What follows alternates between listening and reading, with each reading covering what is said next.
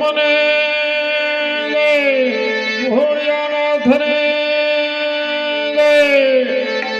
गुरुदेव ने अपने अपने माता पिता ने अपने अपने गुरुदेव ने ओम नमः पार्वती पति हर हर महादेव। आज अपने अवाणियाना पादरमा मुनि बापूना सानिध्यमां संतवाणीनो कार्यक्रम छे એટલે સર્વે ગામ ભાઈઓ ને સંતવાણીનો લાભ લેવા અવશ્ય ભાવભર્યું અમારું આમંત્રણ છે। અમારે ઇકબાલભાઈ ઉસ્તાદ જુનાગઢ વાળા પછી સાજિંદા ગ્રુપ, હવે નામ મને બહુ નથી મગજમારી આગળ, સિદ્દીકભાઈ ને કરશનભાઈ મજીરાવાદ, મેહુલભાઈ ઉસ્તાદ સર્વે મળી અને આજ રોજ આપણે અવાણિયાના પાદરમાં સંતવાણીનો ઉત્સવ ઉજવવાનો છે। આપણે મુનિ બાપુના સાનિધ્યમાં રામદેવજી મહારાજનો પાઠ છે।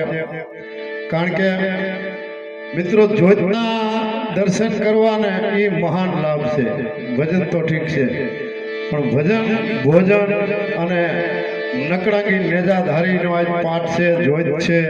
એટલે મારો કહેવાનો ભાવાર્થ એવો છે કે ભલે 500 માણા નહીં પણ 5 માણા દાયરો સમજનો હમો બેઠો છે અને મિત્રો થોડોક તાલીઓનું નામ આપણે આપજો ઇકબાલભાઈ ઉસ્તાદને, એટલે તાલીઓથી વધાવો, ભાવ મળે, બીજા નંબરમાં થોડોક માહોલ સર્જાઈ જાય, અમારો પ્રોગ્રામ શરૂ થાય એટલે બોલીએ લીલાને દવારાની જય, સત્ય સનાતન ધર્મની જય, ઘોડિયાનાથની જય, ઓમ નમઃ પાર્વતી પતિ હર હર મહાદેવ।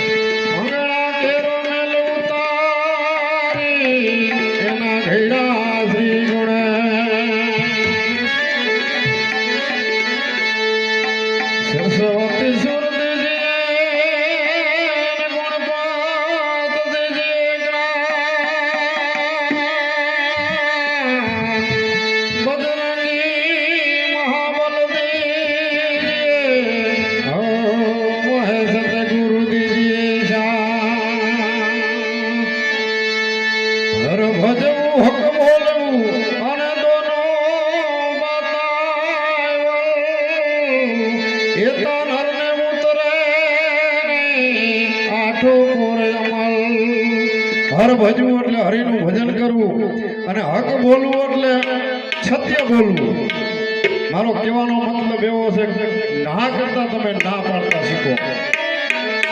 હર ભજવું હક બોલવું દોનો માતા વલ, આ બે વસ્તુનું જેને બધાણ થઈ ગયું ને મિત્ર, એને 8 પોર અમલ ઉતરે નહીં। અમલનો નિશો જેમ સડી જાય છે અમલ પીવાથી, એવી રીતનો એને 8 પોર હરિસમરણમાં પ્રભુ ભજનમાં લેર રહે છે, અમલ રહે છે।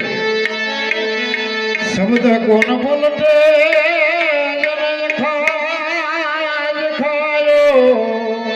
શબ્દ કોણ બોલતે કુળમાં કપૂત જાયો, શબ્દ કોણ બોલતે કદનો વિનાશ સર્જાયો, ઓ શબ્દ કોણ બોલતે સોરાસી ખાણ નજીક આયો। બોલ્યા પછી બોલી બદલવી। શબ્દ કોણ પલટે જેને અખાજ કાયો, શબ્દ કોણ પલટે જેનો વિનાશ વેરાયો, શબ્દ કોણ પલટે જેના કુળમાં કપૂત પાઈકો।